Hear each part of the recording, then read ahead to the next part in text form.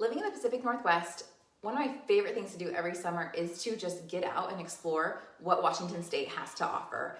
I've said it before, I'm gonna say it again. People around here live for the summer. We just get so much rain, November through March or April, or this year it was even June and still raining, that like when it is sunny outside, like I am outside. I'm not gonna speak for everybody. When it's sunny outside though, I will be outside. And I love to have a good vacation at a nice lake and just hang out on the shore and go swimming. Also having little kids, like this is what our life is right now. So this summer we went out to Lake Chelan, and I just wanted to make this quick little video to share with all of you who are maybe considering a move to this part of the world, that Lake Chelan is awesome, and I think that you should explore it as well. Thanks for watching. I make a new video on life and real estate here in Southwest Washington every week. Take a quick moment to subscribe and turn the bell on for notifications so you don't miss a video. If you want to chat more about making a move to Washington State or Southwest Washington, don't be shy. My contact information is in the header above, and it's also in the description below. I am super easy to get a hold of. I say this all the time. I pretty much always answer my phone. If I don't answer your phone, I really am like talking to someone, or with a child, or showing a house, or I'm like actually probably working. I answer my phone probably too much. All right, back to talking about the lovely Lake Chelan. So where is Chelan located? It is about a 6-hour drive, depending on how fast you go, from Vancouver. It's located in central Washington, like right smack in the middle of Washington, near Wenatchee. There are two ways to get there from Vancouver. You can either just head north up to Seattle and then cut across, or else you can go east and go to Yakima and then up to Wenatchee. We've done both. I actually prefer to go the Yakima route because I just don't trust I-5, like getting up I-5 to Tacoma and Seattle. I've sat in that traffic enough, so I prefer going east to Yakima. I will say that there's much less service out there, and when we travel, especially with kids, we bring a hotspot and then just put those kids on like Kindles. And on the way back, we thought about coming down I-5, like mostly because we knew it'd have better cell service, but we still went with the east route because of the lack of traffic.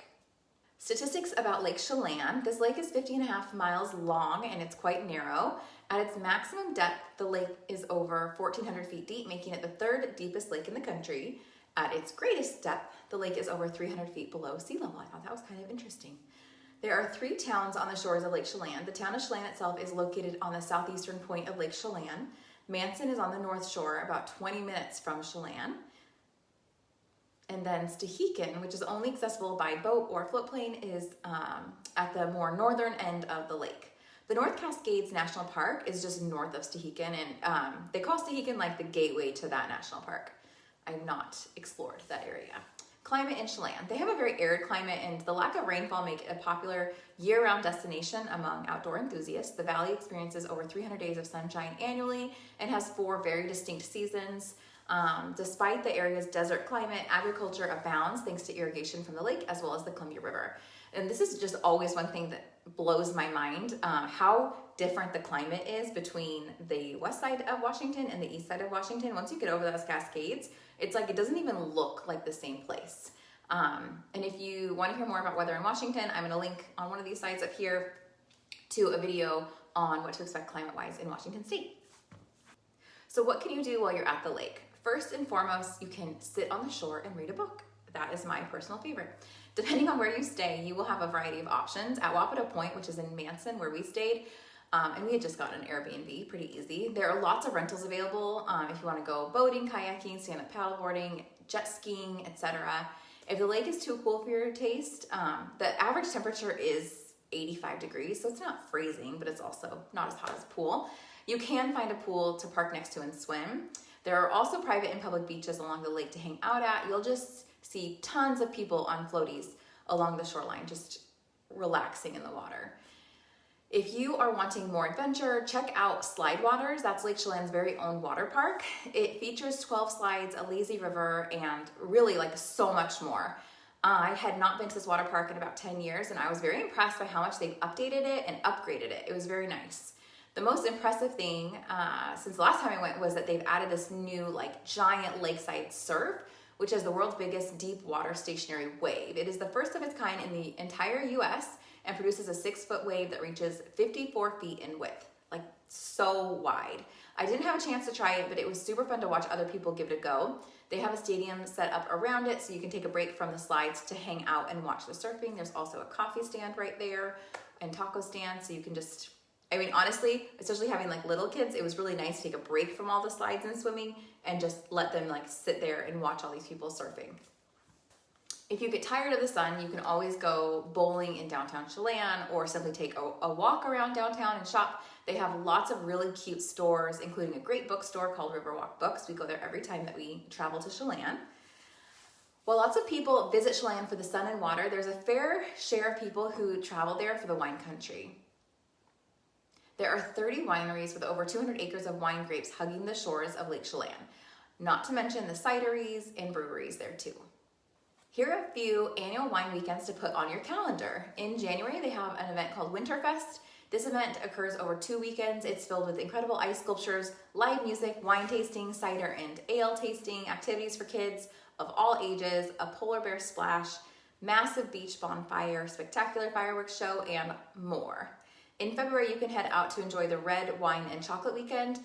That's when the wineries work really hard to pair wine and chocolate, and you as the guest get to just hop along to different wineries and explore and taste. That's also like a really fun winter getaway. In March through May, you can come for the spring barrel tasting, where you get a sneak peek of handcrafted wines straight from the barrel, and you would just want to check individual wineries' websites for the date and details for all of those. And I am going to put a link in the description below for a couple of like the tourist websites for Lake Chelan. In October, the Lake Chelan Crush Festival occurs, where visitors can taste, stomp some grapes, and dance. All of these events can be found on the Lake Chelan Chamber of Commerce website. Last but not least, while you are in Chelan, you will notice an abundance of farm stands. Between 9,000 to 10,000 acres of the Chelan Valley are devoted to growing apples and other fruits. Although apples are the largest crop in the valley, cherries, pears, apricots, peaches, and wine grapes are also produced. Now you know more today about Chelan than you did yesterday. I hope you have a chance to visit this incredibly beautiful part of our state. And let me know if you have any questions. Okay, part 2, because I just cleaned my car and I found some things that I picked up from the resort when we left Chelan. Okay, other things you can do in Chelan, according to the things that I picked up in the lobby of Wapato Point. You can go whitewater rafting, only 30 minutes away. Methau rafting. Okay, there's that one. Oh gosh, Leavenworth, you can go rafting more. Another option. Ooh, whitewater and wine tours or brewery tours sold. Super sad that I missed this one because I think this would be really fun. Feisty Mountain Goat Yoga. That looks awesome. Goat yoga is a crazy fun hour-long session of beginner-friendly yoga with our well-behaved herd of goats. You'll get to pet, snuggle, and laugh with these unique characters. That would be an experience to remember. Here's just so many wineries. Here's one. They have live music at Alta Cellars, and they have like the schedule on here, events. Let's see, May through October. Another one, Harmony Meadows Tennis and Event Center. This is in Manson. Come experience Harmony. Discover the Valley's best kept secret at this world-class resort open to the public. Bring the whole family to show off breathtaking mountains and surrounding orchards for a delightfully healthy lunch. Play competitive lawn games, indulge in gelato, or relax with a bottle of wine. And that's like super pretty. While we were there, we actually played tennis, and I'm a fan. It was super fun. This is where we did go to Slide Waters, and it was a total blast. I highly recommend. Kids had so much fun. Lady of the Lake day trips. Not sure what this is. I'm guessing, it's a boat company. Biking, hiking, fishing, horseback riding, Can-Am rentals, Tahican Valley Adventure Tour, nature walks, bird watching, Rainbow Falls Tour. I feel like this would have been great. We were there for a week, and we just did the same thing every day. We went to the pool, we went to the beach, we played tennis or frisbee or things like at the playground area, and then that was it. So maybe next year, or if we go again in a couple of years, we will do some more of this touristy stuff. I got this big old guide on Wine Valley. I'm sure all of this is online, but this is just outlining, all of the different wineries. Oh, this is the bowling alley, Chelan Lanes Bowling and Gaming Center. And it gives you the specials and everything on here. And then this one, of course, renting boats and wave runners. So there. That was the last little bit that I wanted to share with you.